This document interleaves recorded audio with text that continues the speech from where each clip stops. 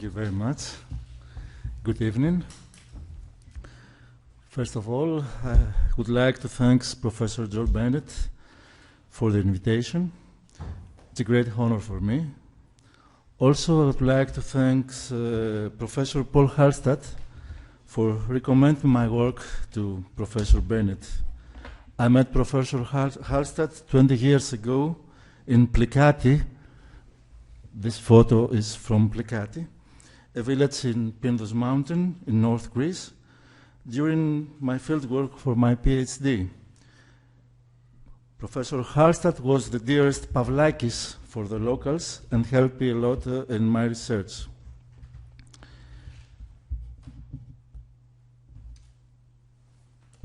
I've studied folklore and social anthropology. Folklore laografia is something strange because there is no something like this in other countries. Only Greek who have this strange discipline called laografia. Is something different from folklore. It seems like folk life in the United States or is part of what we call European ethnography. As Professor Bennett told, is an issue for another seminar, maybe. It's a big and endless discussion among folklorists and anthropologists, especially in Greece. A great part of my research is about the production, the organization, the experience, the perception, and the representation of space as place and landscape in rural Greece.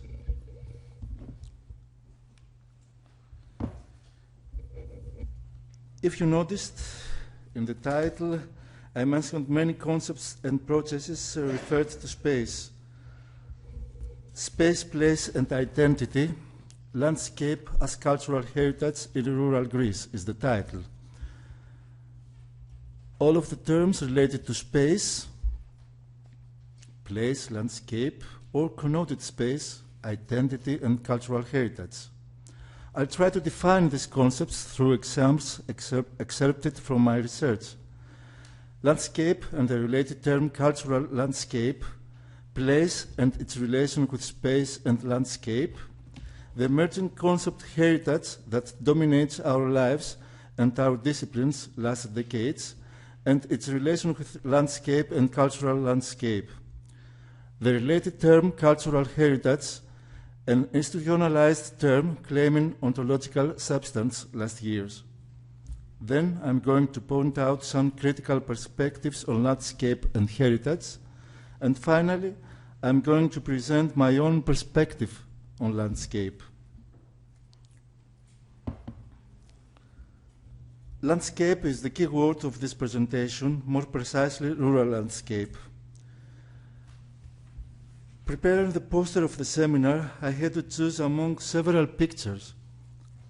I have a lot of images, scenes, or lands that constitute my perception of landscape in my effort to express the multiple aspects of this term.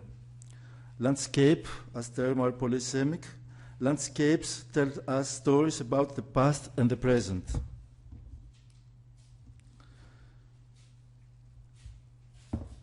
I believe that the chosen image translates my definition of the term rural landscape. I'll explain it to you later.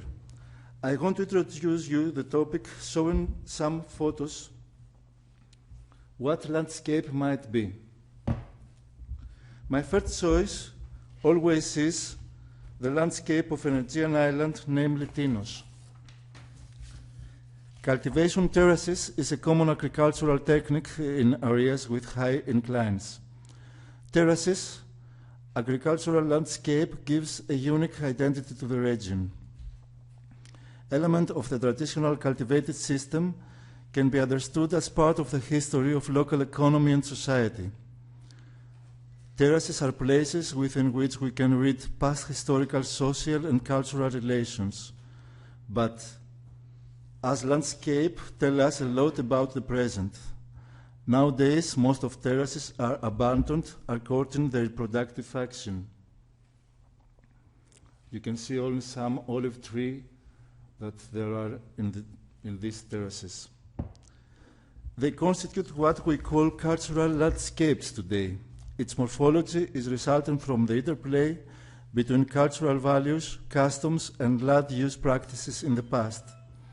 They may be a representation of rural picturesque, expressing the uniqueness, the aesthetic value, the cultural dimension of the landscape.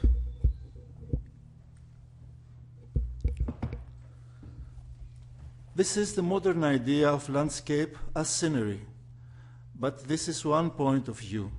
Seen from another point of view, we have a different impression.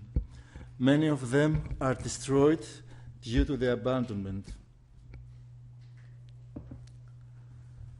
An old commercial video, which was produced for the newspaper The Guardian in 1986, reminds us that it's only when you get the whole picture you can fully understand what's going on. I don't claim that all of these are the whole picture of the landscape today in Tinos. This is another aspect of terraces as landscape in Tinos, dominated by tourism. From this point of view, this is an aspect of the contemporary landscape of Tinos Island. Of course, besides the famous pigeon houses and inside the terraces in Tinos, we can notice infrastructures for the construction of the road or turbine winds. So this is another kind of contemporary landscape.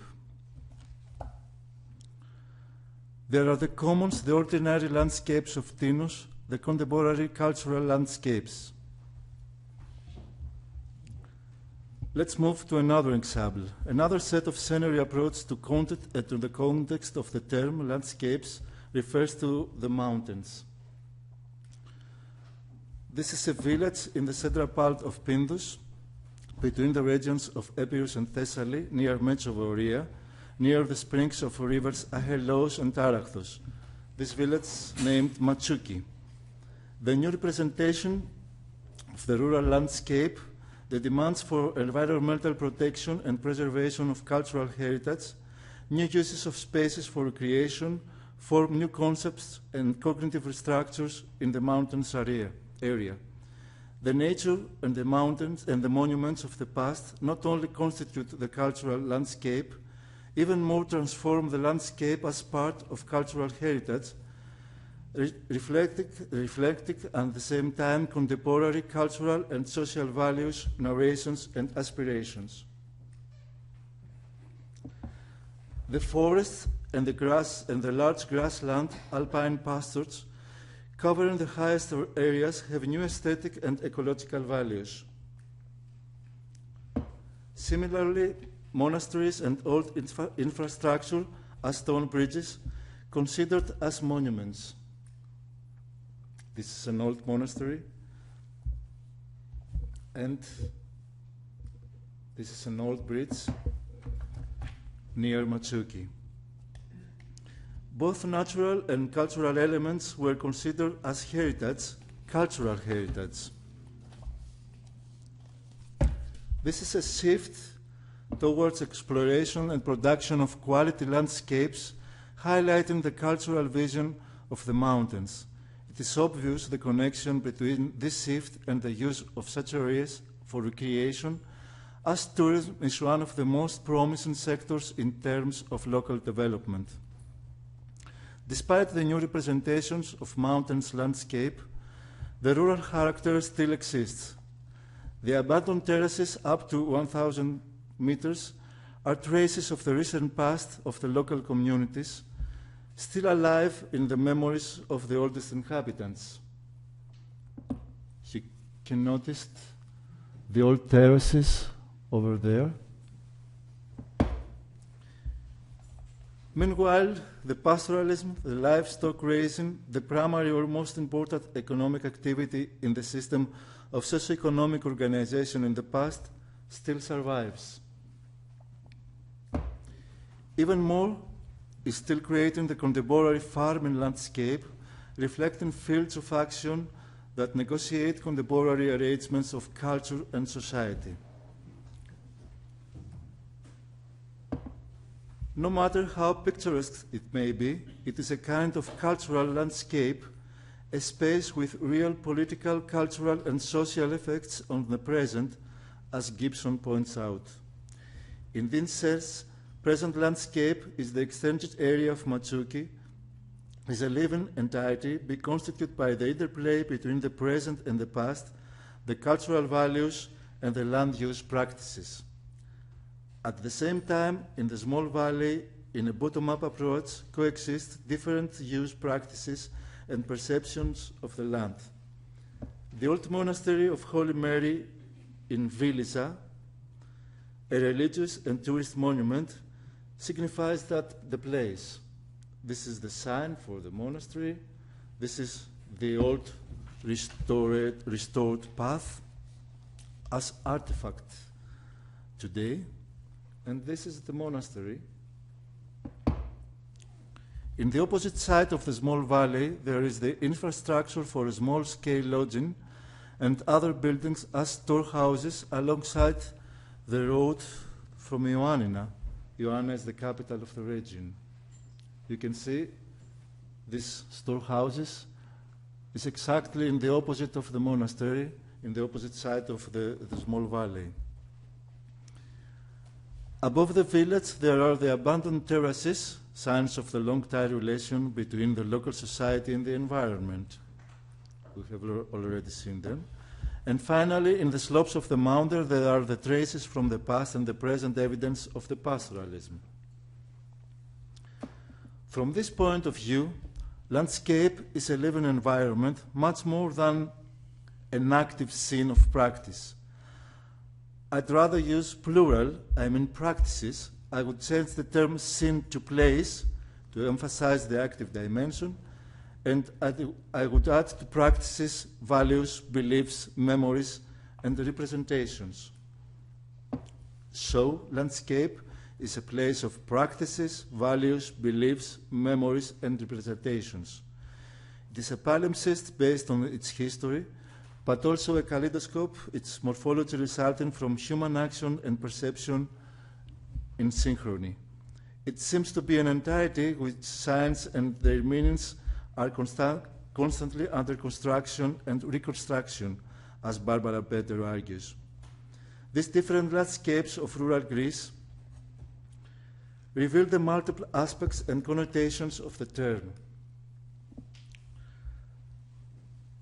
The key point here is that landscapes are not static in their meaning, rather is the result of its interactions with similar meanings, processes, and discourses.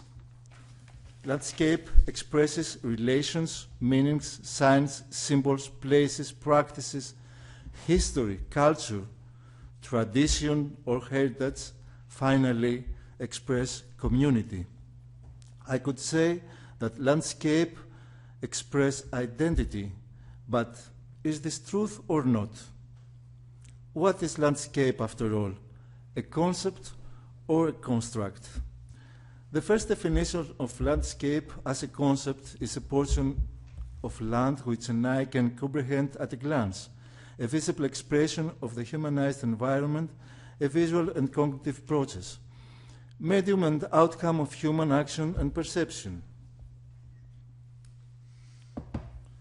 Donald Meenen, in 1979, proposed that landscape is an attractive, important, and ambiguous term that encompasses an ensemble of ordinary features which constitute an extraordinary rich exhibit of the curse and character of any society, and that landscape is defined by our vision and interpreted by our minds. Cosgrove, on 1996, argues that landscape is a way of seeing, not an image or a scenery. More recently, in their project, Emerging Landscapes, David Deroux and Crystalia Kamvasinou argue that landscape is posed variously as a discourse that mediates our relations to the land and to others, a dynamic medium and a cultural practice.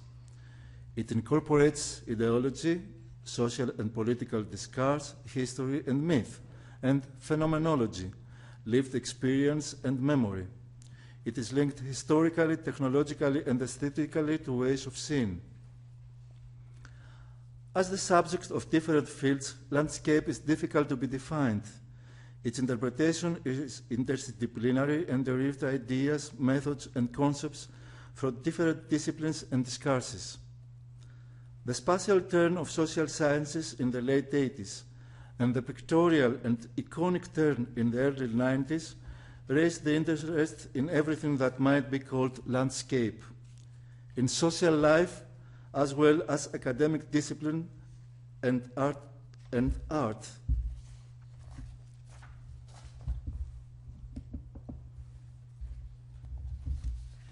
Let's see the history of landscape. The term landscape has its own history. A few snapshots show us that landscape as scenery emerged in the 17th century in Europe, particularly in England, and associated with landscape paintings representing idealized rural scenes. Landscape as idea and entirety was thus reinforced importantly in the Western mind as the meeting point of culture and nature. American anthropologist Franz Boas argued about the cultural dimension of landscape in the beginning of the 20th century, and the American geographer Carl Sauer in the 1920s continued this discourse with the view that the cultural landscape is fashioned out of a natural landscape by a culture group. Sauer introduced the term cultural landscape as the genius loci of a place. Excuse me. So, landscape, then, is the outcome of a cultural process, a perceived construct which are created through human action and experience, inscribed in place through time and conceived mainly visually and experientially. Landscape, like place, are concepts interpreting the spatiality of social life, interpreting the concept of space itself. Place is the specific and historically defined context in which the social, economic, and symbolic practices and relationships are experienced and constitute the local culture and identity. Place is a location relates to other locations. Place is the location of social life and environmental transformation. Place is identified as a unique community, landscape, and moral order. In this construction, every place is particular and thus singular. Place is related to locality, the strong sense of belonging to a place through lived experiences and sensory perception, through myth, memory, representations, and collective or common beliefs and actions. Place is the context in which social identities are experienced, reproduced, or transformed. According to Marc Auzet, a place is a place if can be defined as relational, historical, and concerned with identity. For some scholars, place bears on landscape, but for another point of view, place constructs landscape. Landscape is the narration of the place uniqueness. Through its discourse expresses at any given time the continuities and discontinuities in time and space that shape the local history and identity. The identity of landscape is not established one and for all, nor does it remain constant in place. It is a part of the production of the place and time. It is the distinct form, the concentrated expression of social, economic, cultural relations in space, in specific time, It's an endless process. In supermodernity times, supermodernity is after postmodernity, characterized by movement, fluidity, and flexibility, distanced more than ever from the great structure and principles of modernity. The world has been stripped of tradition and faces an uncertain future. This is the condition of supermodernity as Lipovetsky or Marcuse define.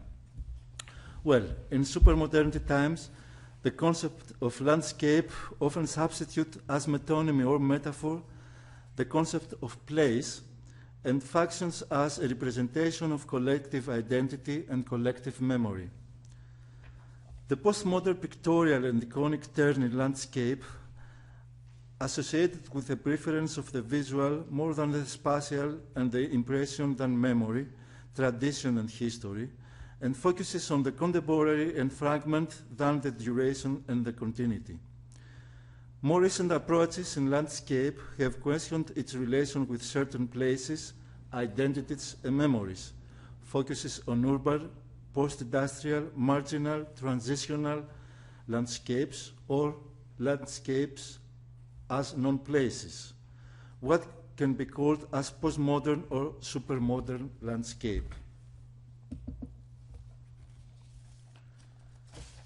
So place as a stable, relatively closed or bounded and secure resource for forging social identity has become more and more problematic in the flux of modernity and requires careful planning, maintenance, surveillance, and reconstruction. In this unstable world, a symbolic return to the past often acts as a retreat from the uncertainties of the present. The concept of heritage offers stability and security. Landscape is the repository of social and cultural values, beliefs, practices, and meanings. As cultural landscape, being both a physical reality and a social or cultural construction, is related to cultural heritage. What is heritage?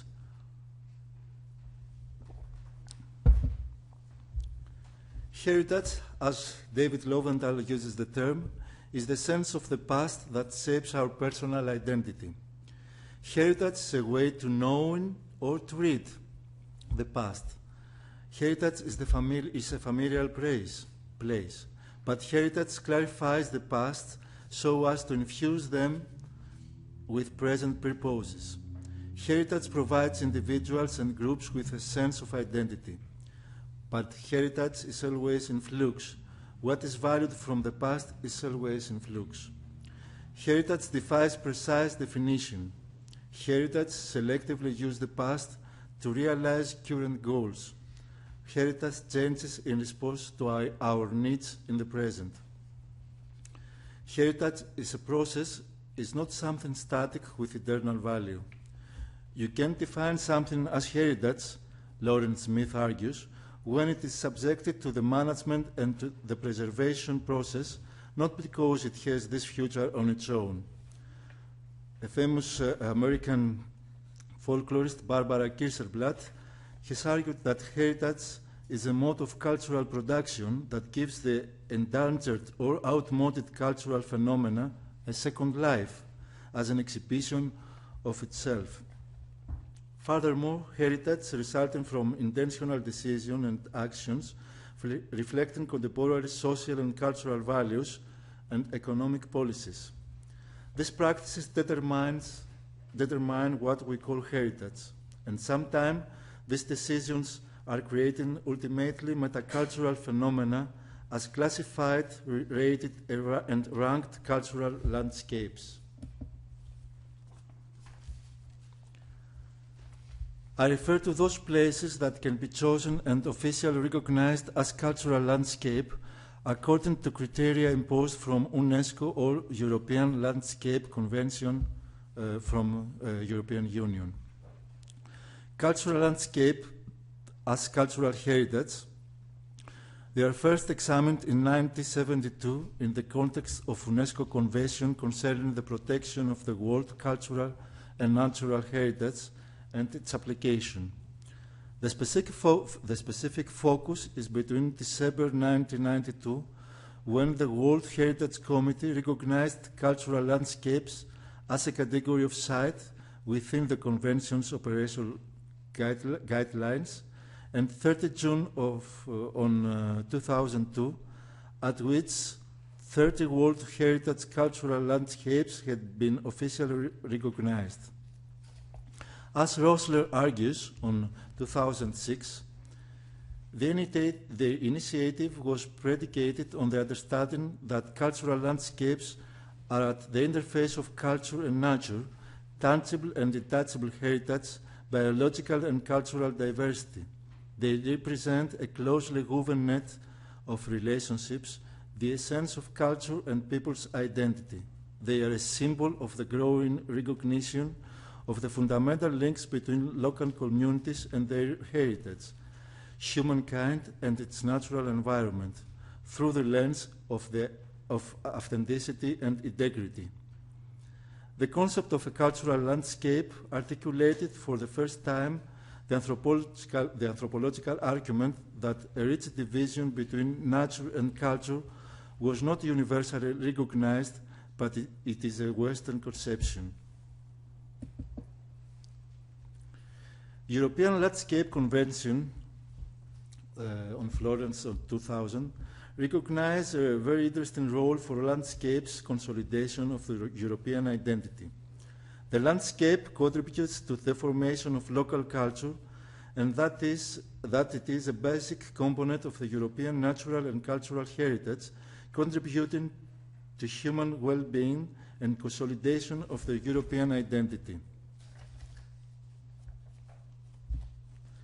For the European Convention, landscape means an area as perceived by people, whose character is the result of the action and interaction of natural and or human factors. Landscape protection means actions to conserve and maintain the significant or characteristic feature of a landscape, justified by its heritage value derived from its natural configuration and from human activity. It is important to note that this convention, European Convention, concerns all landscapes, not only those that might be considered as outstanding value, but also the landscape, the contemporary, everyday, or decorated landscapes. Furthermore, the Faro Convention on Portugal about the value of cultural heritage for Society of European Council of 2005 defines that cultural heritage is a group of resources inherited from the past which people identify as a reflection and expression of their constantly evolving values, beliefs, knowledge, and tradition. It includes all aspects of the environment resulting from the interaction between people and places through time. Recognize the need to put people and human values at the center of an enlarged and cross-disciplinary concept of cultural heritage, and emphasize that the conservation of cultural heritage and its sustainable use have human development and quality of life as their goal.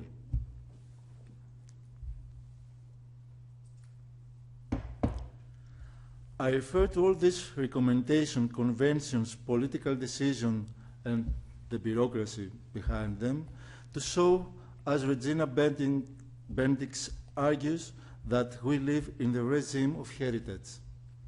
The term regime refers to all these institutions, organizations, and standardized governance procedures are created in response to the recurrent and repetitive need to make decisions and generate rules and norms, to document the local impact of heritage nominations, improve heritage preservation and management, assess the economic dimension of heritage as a tool of sustainable economic growth and socio-economic development.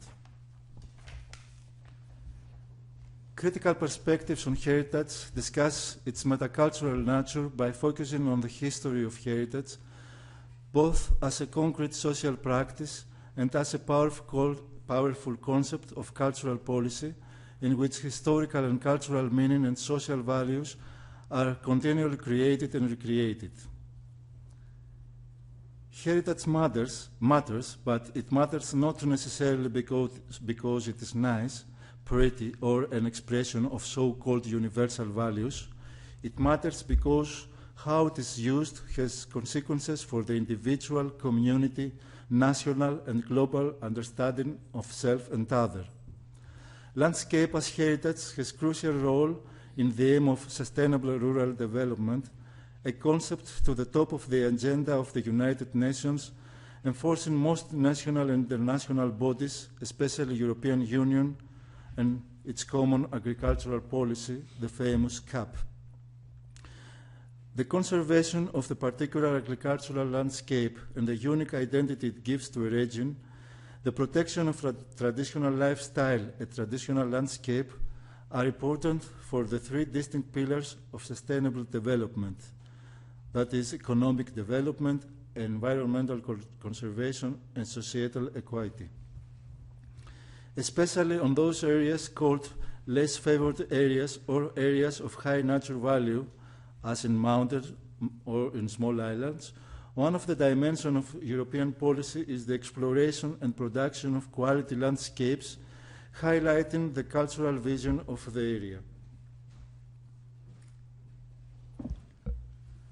Critical perspectives point to the performative power of heritage policies, regard heritage and consequently landscape as a political construction, a tool for development, also a medium for preservation, control, and surveillance.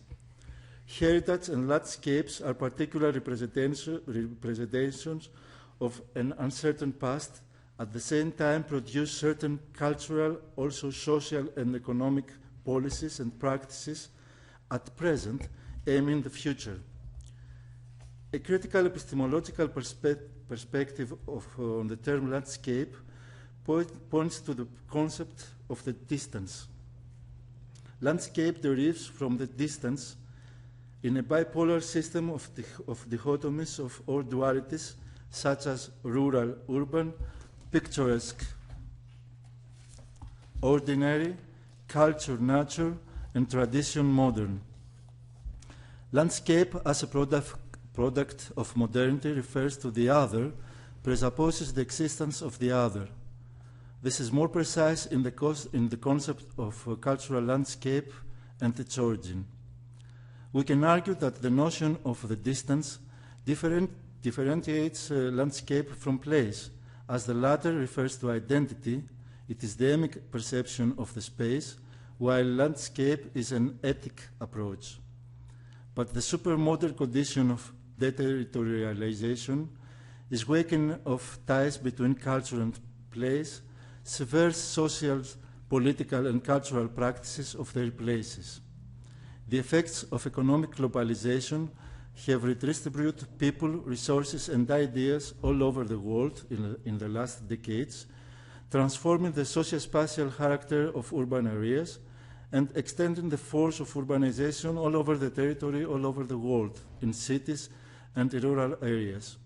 In this context, the rural communities are pushed to social and economic marginal during the second half of the 20th century, and the great majority of their inhabitants relocated to the big cities or migrated in other countries. This process fades the primary function of the living place in the constitution of belonging and brings to the fore the role of cultural landscape as a basic feature of local identity. The pictorial and iconic term connects the sense of identity with the visual perception of space, the space as representation, and not the experienced space, especially in cases of dislocated people. During supermodernity, landscape replaces actually the place as it connects people with identity.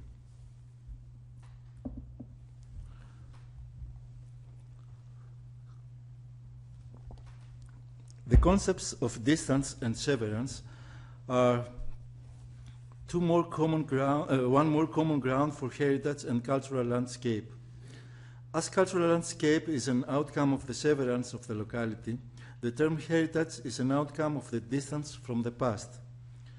As Bernard Choffen argues, what is tradition for modernity may be heritage for the late modernity.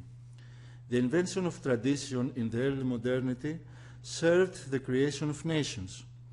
Heritage today related with globalization. Trying to explain the concept of heritage, I would like to use a phrase from L.P. Hartley, a British novelist. One of his best-known novels is The Go-Between, that was made into a film on 1971, and its opening sentence of the film was, "The past is a foreign country. They do things differently there." This phrase has become almost proverbial. Equally useful could be the title of an Italian neo-noir film directed by Daniel Vicari on 2008, "The Past is a Foreign Land." Professor David Lovendahl is a geographer and historian, borrowed this phrase, "the past is a foreign country," as the title of his book, trying to analyze the ever-changing role of the past in shaping our lives. The past is a heritage at once nurturing and burdensome. Some aspects of the past are celebrated, others eliminated, as each generation reshapes its legacy in line with current needs.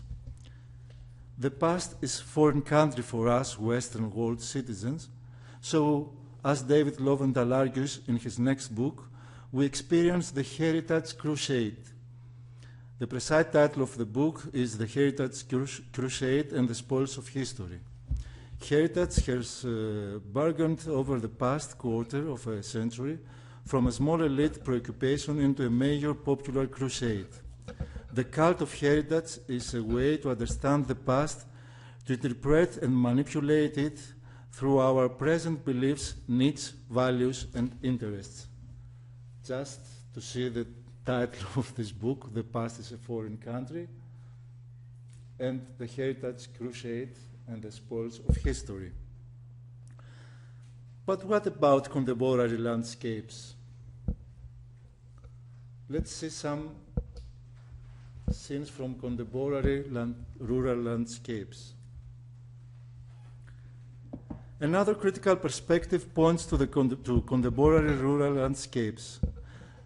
Talking about cultural landscape, traditional landscape, quality landscape, landscape and sustainable development, we perceive landscape as heritage connected only with the past, and we exclude from our view the living rural culture, which also form contemporary landscapes.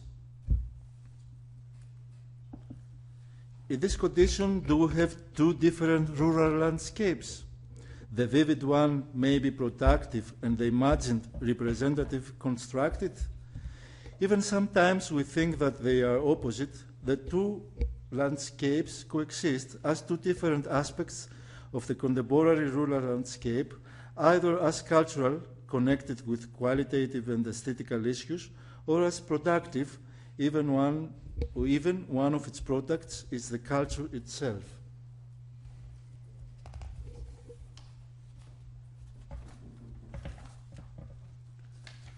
We have already mentioned that landscape is a polysemous term, a term that does not lend itself to easy or straightforward definition. Focusing only in rural landscape, we exclude from our discussion a range of terms, some of them hybrids, related to scapes of post and super-modernity. We talk about urban landscape, cityscape, ethnoscape, soundscape, digital scape, and so on. Landscape itself is a creation of modernity, imagined or not, invented or not, constructed or not, deterritorialized or not, landscape exists. It isn't a permanent object, but always must be redefined in its specific and historically defined context. In this sense, in my research, I try to define every time the meaning of terms like landscape, place, space and identity, culture and heritage in the specific and historical defined community I do my fieldwork. And as a researcher, I always try to find out how a local society constitutes or constructs its own place as a lived, symbolic and cognitive one, but always through people's practices, both spatial and temporal. So, I agree with Cosgrove that landscape is a way of seeing and understanding, not a scene or an image. In this sense, I chose this image for the poster. It's from 1998, last time that people in Plicati harvested the few remaining cultivated terraces and fields, lopped the hay, and stored it with dry branches gathered of oak trees in haystack. The storage of hay and branches in haystack has a clear role used as fodder for animals in the winter. Modern and productive activity is a part of the whole system of the local economy in a given, long-lasting historical period, referring to the combination of agriculture and animal breeding, as well as the whole relationship between local society and the natural environment, as my professor, Professor Nitsiakos, argues. Dry branches, however, undoubtedly provide the safest solution because they are not at the mercy of climatic conditions as grass, and moreover, they are more resistant to time, since when stored in a suitable way in haystack, they can remain in optimal condition for some years. But nowadays, there is no need for animal breeding because there is no animal in the village. Professor Paul Hallstatt asked before many years a question as a title for his very important paper about Plicati. The title was Ask the Fellows Who Lop the High, Leaf Fodder in the Mountains of Northwest Greece, resulting from his fieldwork in the village, published in 1998. Answering his question, who lops the hay, I can for sure answer no one. This image, the picture of the last haystack in Plicati, is actually a kind of heritage, a scene of what we call cultural heritage.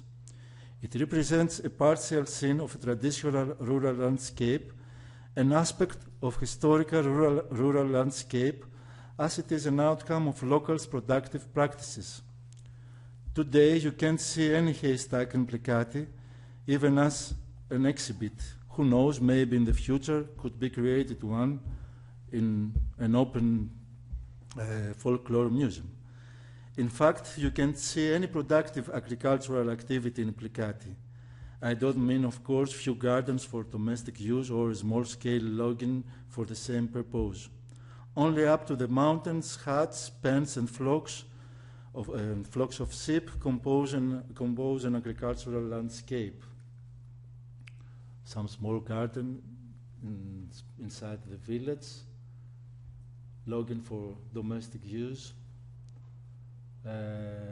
pen and huts up to Gramos Mountain, and flocks of sheep up to Gramos Mountain. A key question: if there is non-agricultural activity today, what is then the content and the context of landscape in Plicati? The key word here is rural, the meaning of the term rural. A very short definition shows the dual meaning of the word as relating to the country people or life, and agriculture. In the postmodernity, rural means nature, also tradition. In this sense, rural enforces the idea of landscape as the picturesque landscape as community, landscape as providing a stable sense of home, morality, and connected with a stable and crowded nature. The present rural landscape of Plicati, it is a cultural and natural qualitative landscape. The area of mountains Plicati village was proposed for the European Prize Landscape of the Year in 2008 to represent rural landscapes. This effort aims to ensure the sustainable protection, management, and planning of the landscape areas concerned. The need of protection, management, and planning, the absence of productive activities, make rural landscapes, as this implicati, contested landscapes. The perception of landscape as cultural heritage offers an answer in searching for security in an unstable world. It is a symbolic return to the past as a retreat from the uncertainties of the present.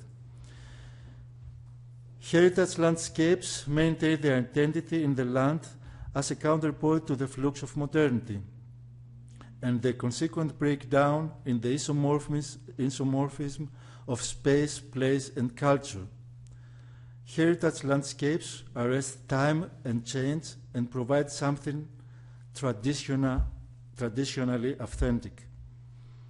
Landscape as heritage is a unique piece of cultural capital to be maintained and marketed. Landscape as cultural heritage signifies rural places in transition, a kind of Foucauldian heterotopias. In the second half of the 20th century, the socioeconomic dislocation of rural communities led to an ideological change. In the past, the collective identity or locality was associated with certain lifestyles. Nowadays, it is associated with the representations of the past, memories, and images. It is evident that the cultural element dominates the socioeconomic relations, and that is why local communities themselves, and not only their landscapes, have been transformed into a cultural landscape. At the end of the day, even as postmodern construction or as metacultural production, landscape replaces the notion of place in a territorialist world, and it is one of the most crucial components for the construction of the local identity of a localized or dislocated community. There is a joke among anthropologists saying that heritage begins where culture ends. Consequently, if we want to understand ourselves, we need to look searchingly at our landscapes, for they are a clue to culture, not only to our heritage landscapes, but also to our ordinary, everyday, common landscapes. Thank you very much.